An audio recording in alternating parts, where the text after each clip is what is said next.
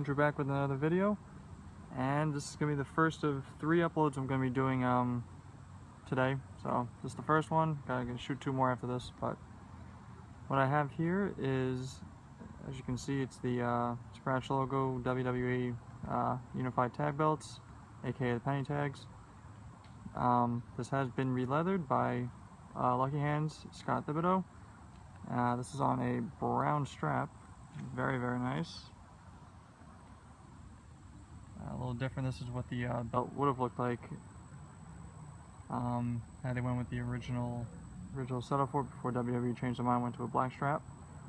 So thought about, never really looked at this belt before as anything special, but there was a back towards around WrestleMania time, there was a sale going on.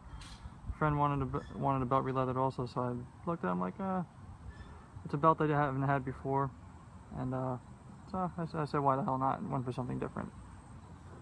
So only had this in my hands for 10-15 minutes, and I'm blown away by the quality of the plates and the leather as well, which we'll get into details in a few seconds. So I'm just going to pause the video, and I will be right back. Alright, so as usual, I'm going to start off with the detail of the plates first, and then we'll get into the leather. So I ordered this around about the middle of March. There was a pre-WrestleMania sale going on, so bought it, shipped it straight off to Scott, which I was a little scared about just because WWE was having the warehouse problems with all the merchandise, and either the orders were getting lost and wrong things were getting shipped out. So a little nervous, but when they came in, he let me know that they were pretty much perfect, and I have to agree, they're pretty much as flawless as a replica belt can get as far as blemishes and all that good stuff. So let's set it up here. These are 4mm thick plates. These are cast style, so they are very, very nicely detailed, very deep etching, I guess, if you want to call it that. And I'll be honest, the design actually really isn't that bad. It's grown on me over the last year or so. See if I can get the detail. You can see the WWE logo pops out very, very nicely. If any of you have ever seen the network logo version of this belt, it's not as detailed. There's some differences. It's like the logo isn't popping out like that. And the World Wrestling Entertainment banner is not there, just as Tag Team Champions. So you can see this Aztec style border going around.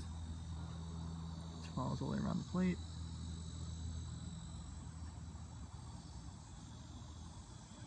You have the gladiator helmet, shield, thingamajigs, whatever you want to call them.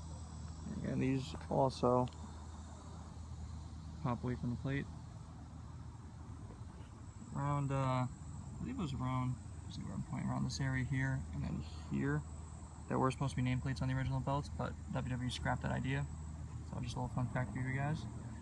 That, along with the brown strap, was pretty much the biggest difference between this and the belts that have been used on TV the last 5 years. You can see World Wrestling Entertainment Tag Team Champions. To see the detail, it's outstanding. This is easily one of the best replicas I've ever owned, at least in these newer style, like these next gen / cast style. The only thing probably better than these is, I say probably both the network and scratch big logos, the Andre belt and the spinners. They're probably that, and this one pretty much on top of the replica game as far as best quality.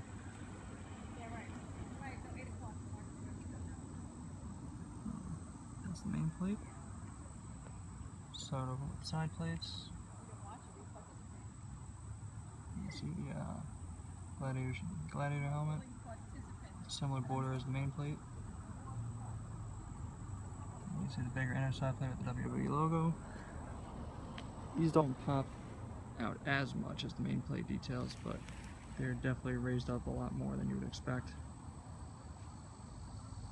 These plates are, all of them are solid 4mm. Some of the areas where things do pop up, like the logo here, and I believe especially like the helmets, they do hollow up, but it's different from, like, say, the cast IC and stuff where it tapers off right from the edge.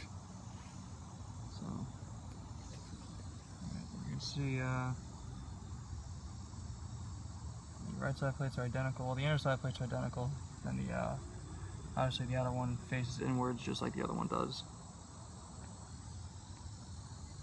These are, I guess, well, they're called penny tags, so they're kind of on the copper side.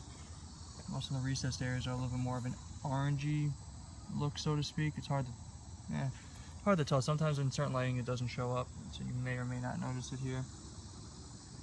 And it's not easy for me to see on my phone while I'm shooting. There's too many shadows and stuff like that, but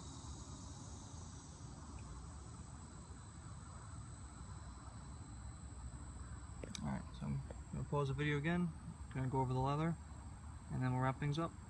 Alright, so now for the leather. So as I said before, this is on a brown strap. It's kind of on the dark brown. It's not chocolate brown. It's hard to, I'm not really sure exactly what the color is. It could be an antique brown for all I know. But I've seen pictures of what the original strap looked like, and to be honest, this is probably pretty as close as you can probably get to the original strap Dave Milliken made back a couple years ago. So let me get into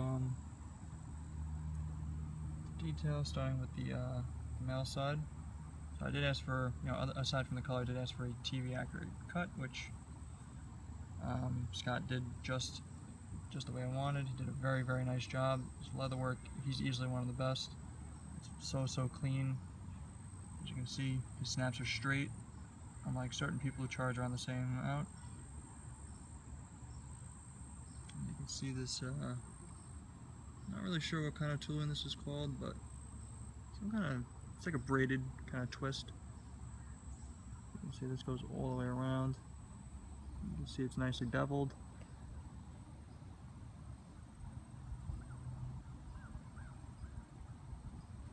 And that follows all the way on the bottom. I also went with black snaps. I felt it would be a nice compliment. Nickel would have looked off, and the regular brass ones would have just looked plain stupid. So you can see how nicely tooled this is. So, it's very minimal, but it's just the right amount. You can see a nice beveling towards the edge.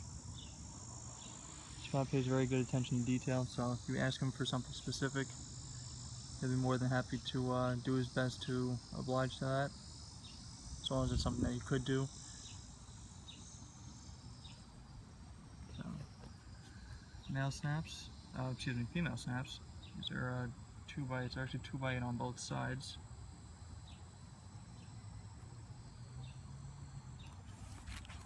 I'll show you real quick. It's a new signature stamp. He's only done this on a few belts so far. As you can see, crafted by Scott Thibodeau. And as you can see, it's a good lighting. I know some people apparently like to say that Scott does his pictures and stuff in poor lighting to hide flaws, which is not the case. You can see, if this focuses, snaps are straight. I don't care what anybody says, they're straight.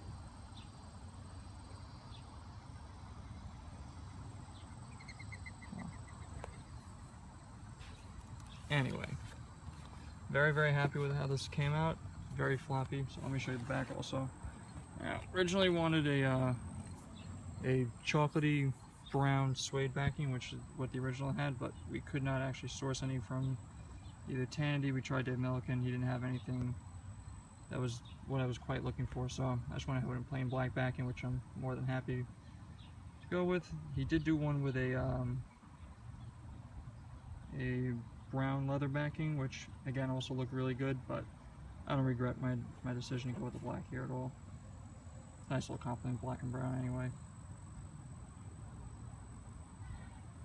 You can see all the bolts are covered up. The male snaps, back those are covered as well. And this is very, very flexible. It's already, almost want to call it broken in already. As you can see, it folds right over onto itself. So just like that. The main plate actually has a decent curve on it too for one of these cast replicas, which some of you probably know, but they don't have the best curve.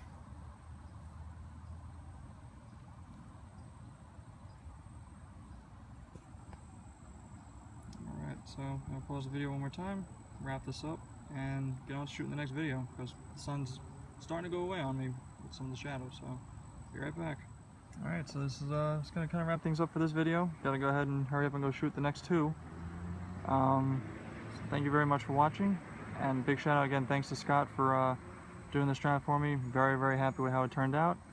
I'll leave his email address and his Facebook page down in the description, so if you're interested in getting your belt releathered, which I highly recommend having him do it, especially if you're living in the States, to go ahead and do that, and you can go ahead and contact him.